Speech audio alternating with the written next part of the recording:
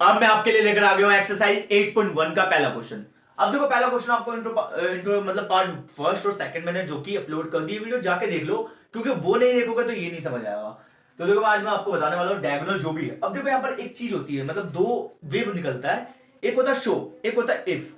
आपको पहले ही शो बोल दिया जाए तो आपको पता वो चीज बतानी है, मतलब प्रूफ करके दिखाना है।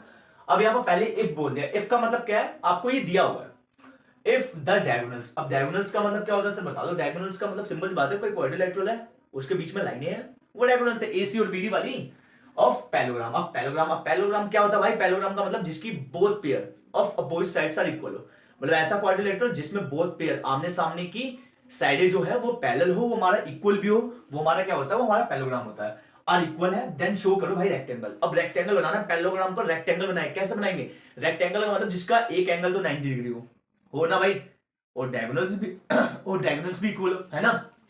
मतलब रेक्टेंगल का मतलब एक एंगल 90 डिग्री और जो भी हमारा मतलब वो उसके जो डायगोनल्स होंगे वो भी इक्वल होने चाहिए। तो मैं कोई नहीं, सिंपल बात सॉल्यूशन स्टार्ट करता हूं। पहले सबसे पहले मैं क्या करता हूं, सबसे पहले मैं पैलोग्राम बनाता हूं। पैलोग्राम का मतलब ऐसे कुछ स्ट्रक्चर बना दो, ठीक है। ये हमारा ए बन गया, हमारा बी बन गया, हमारा सी बन गया, हमारा डी बन गया। इसके डायगोनल्स मेंशन कर देता हूं, ठीक है। अब मुझे क्या करना है, सबसे पहले देखो मुझे गिवन क्या है, मुझे गिवन है यहाँ पर सबसे पहले क्या गिवन है, सबसे पहले कि AC इक्वल है किसके? BD के। AC डायगोनल इक्वल है, ठीक है, समझ गए मेरी बात। अब तुम्हें AC और BD इक्वल है और शो का क्या करना है? शो करना है रेक्टेंगल।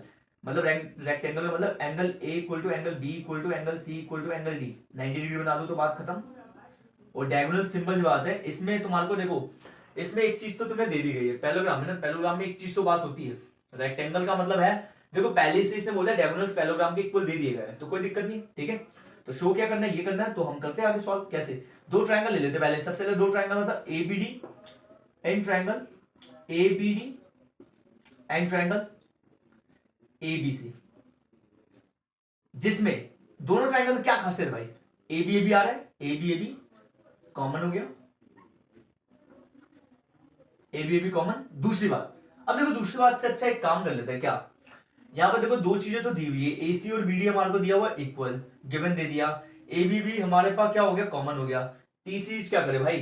तीसरी कुछ कर सकते हैं, कर सकते हैं भाई, क्या कर सकते हैं देखो, एबी भी कॉमन हो गया, एसी और बीडी हमारा को क्या दे दिया? गिवन दे दिया, गिवन दे दिया ना।